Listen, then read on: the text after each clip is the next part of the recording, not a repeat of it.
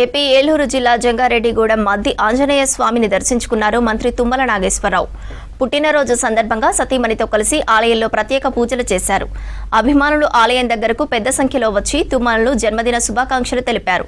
దమ్మపేట మండలం గండుగులపల్లిలో తుమ్మల బర్త్డే వేడుకలను సెలబ్రేట్ చేశారు కాంగ్రెస్ నేతలు, కార్యకర్తలు. క్యాంపు కార్యాలయంలో ఎమ్మెల్యే ఆదినారాయణ కేక్ కట్ చేసి మంత్రికి పుట్టినరోజు శుభాకాంక్షలు తెలిపారు.